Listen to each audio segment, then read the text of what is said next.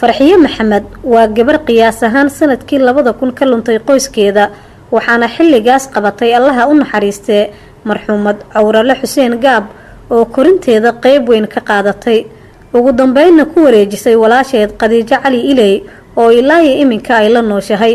Farxiyo ayaa inoo sheegtay in xusuus ahaan ay garato magaca hooyadeed oo ay ku sheegtay Xaliimo iyo aabaheed oo ay Maxamed ku sheegtay waxayna intaa raacisay in xilliga ay soo ambatay ay ka soo tagtay guriga habaryarteed oo Farxiyo la yiraahdo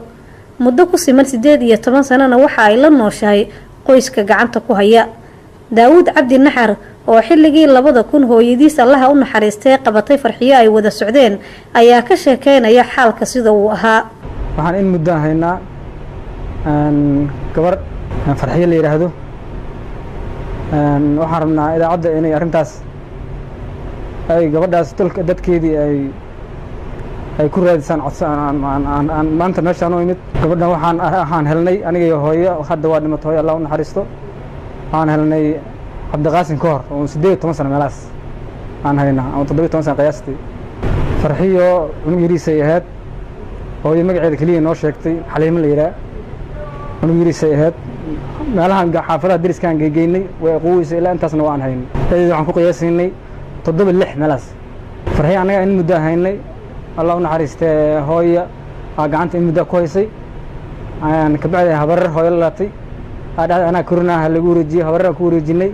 Farxiyo Maxamed oo hadda ah hooyo haysato wiil 3 jir ah oo ay aabihiis kala tageen oo nagu soo booqatay xarunta idaacadda Kulmiye ayaa baadigoob ugu jirta inay la midowdo qoyskeeda waxayna ka hadlaysaa inta ay ka xasuusato iyadoo intaa raacisay in reerka ay la nooshahay ay guuriyeen inkastoo ay kala tageen saygeeda ilaahayna uu ubad dhaxdooda ka beeray. magacayga waa Farxiyo Maxamed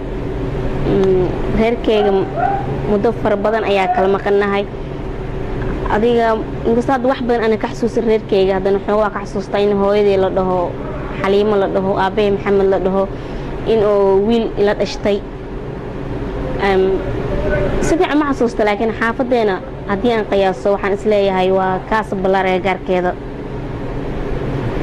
muddo far badan ah adiga hadda waxaan isleeyahay 18 sano jir inaan aniga hadda ahay adiga 7 jir ilaa 6 jir camal ayaan ahaa ma aniga waa yaraa markaasi laakiin hadda qofeen aqal ayaan noqday hadda ayaan inkastoo ehelkii soo kuriyay mar xoogo il raadiyeen ay waayeen marka hadda qofeen ayaan hadda ahay hadda marka idaacadda Kulmiye waxaan ka codsanaa inay familkeyga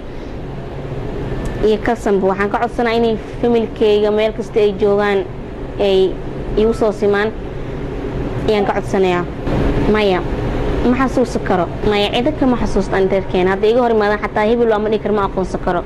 maya wax hadda aan wax meel oo liigu sheegay malaha laakiin hadda ayaan aniga waxaan jeclaystay maadaama ku fiinaan wax garad aan ahay inaan familkeyga aan raadiyo. Farxiyo ayaa ugu dambeyn sheegtay in qoyska ay la nooshahay ay ugu jirto booska gabadhooda oo kale oo ay ka heshay jacayl waalidnimo. nolosheeda 100% way fiicanahay wax iga maqan ma lehe qoys fiican ayaan ku noolahay reerkay aan la noolahay xataa hal maalin kama taw inaan waalidaan macna aan lahay in ehelkii noolahan xataa ma dareemo qof isoo kaliisa fiican ay ku saboos gabadheedo kale gabadh ugu yar guriga camal ayaa lagu dhaqmaa mas'uuliyadda guriga aniga ayaan haayo reerka guriga aan kala maamulo reerka aniga aan la noolahay ayaa igu daray wiil isla cid familkane waana hadda waan kala tagnay cunuga ii joogo 3 sano jir ayaa ii joogo.